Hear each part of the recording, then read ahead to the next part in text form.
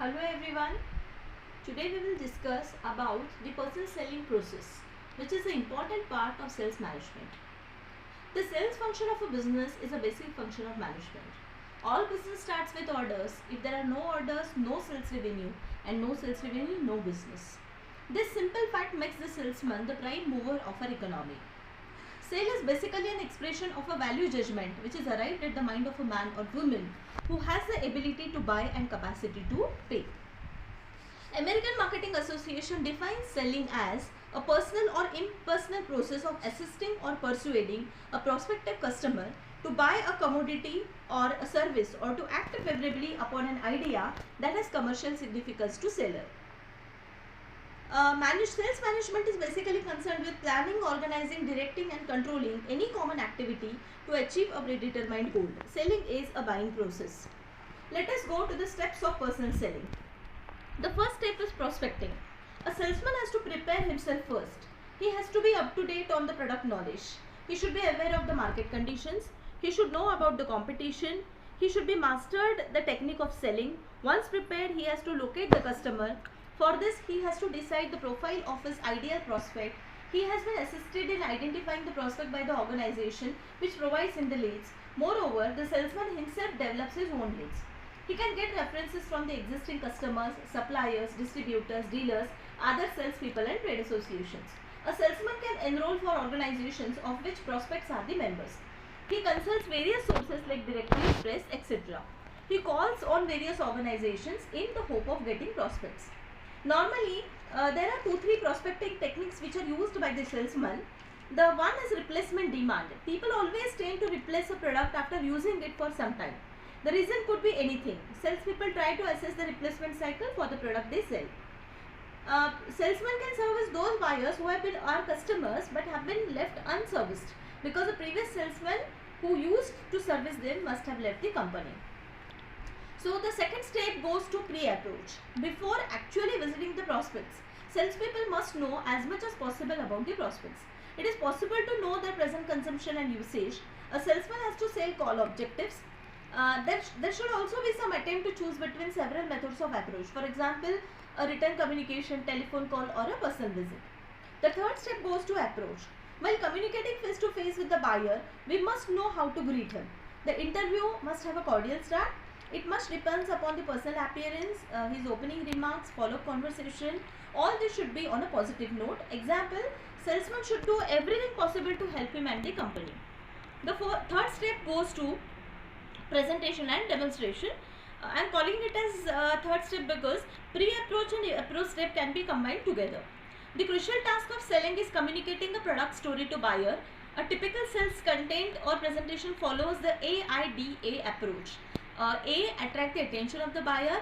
C, I, create an interest in product. D, buyer desires to possess the product. And A, ultimately results in buying action.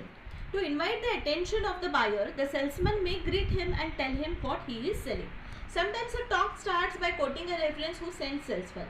Product benefit may be started by making a startling statement. A compelling question can be put to buyer. Once the buyer's attention is attracted, the communication has to create interest in the product and generate a desire in the buyer to have the product. Product benefits are emphasized. Usually in sales presentation there is demonstration. Some demo aids are cassettes, samples, charts, slides, brochures, booklets, etc. The common mistake committed by salesman is to do all demo himself, expecting buyer will just listen or watch. But this process can switch off the mind of the buyer. Buyer will not remain involved with the product. Instead, the salesman should allow the buyer to work with product and handle the product. Successful salespeople do consider sales presentation as a very important step in selling, but they never devote 80 to 90% of the time. The ratio of sales presentation has to be 60% salesman and 40% as a prospect. Now, methods of presentation. Suitable questions enhance the value of presentation. Objections have to be handled skillfully. It is necessary to tune communication with the customer's preferences. A sales talk should not be boring. Presentation should be lively. Listeners should not be taken as granted. Even an appreciated listener may be having several thoughts rushing across his mind while he is pretending the appreciation. A salesman has to update his vocabulary and replace the old and worth out words fresh with the fresh and crispy words. Prospect need to be mentally involved by proper questions. By putting the product in his hands, you should be physically involved with the product. The next process is handling objections. During sales presentation or at the time of closing sales, a salesman may encounter objections from the prospect. To make people buy is a difficult task, and when a need is established and there are means to satisfy it. So basically, why the prospect objects? There is natural tendency in prospect to have new and unfamiliar things. Prospect do not appreciate the benefits offered, poor sales presentation, lack of understanding, objection to test salesman, past experiences, objections to secure more information. What are the common methods of handling objections? The first method is direct denial method. A salesman should avoid contradicting the prospect, but in some instances, it behaves to take up direct denial method. For example, if a prospect says, yours is not a purely cotton shirt, after sales service is bad, then you should rectify by directly denying. There are some indirect methods. For example, convincing. For example, the prospect says, there is lots of truth in what you are saying, but don't you think also that? In this case, the salesman can convince him that you are quite right, sir. This is true under many conditions, but in this particular case, it may not be right. There is a boomerang method. For example, the prospect objects. That's the strongest reason why I can think of your need. You can say in this way as a salesman. There are compensation method. There are questioning method. For example, prospect says, I like the color, but I can't see myself buying that quality. The salesman should say, sir, how much do you for a business suit? 1% of salary, how long does it last?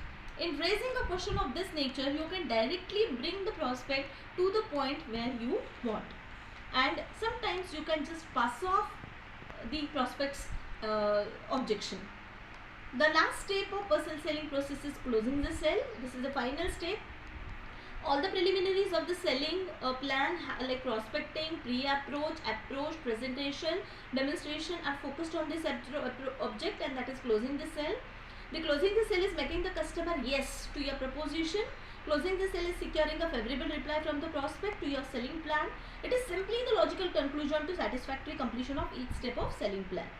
And after this, the prospect, the salesman may go for follow-up and maintenance. For example, filling the necessary forms and keeping the rapport with the customer in order to retain the customer.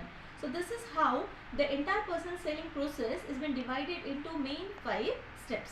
Thank you so much.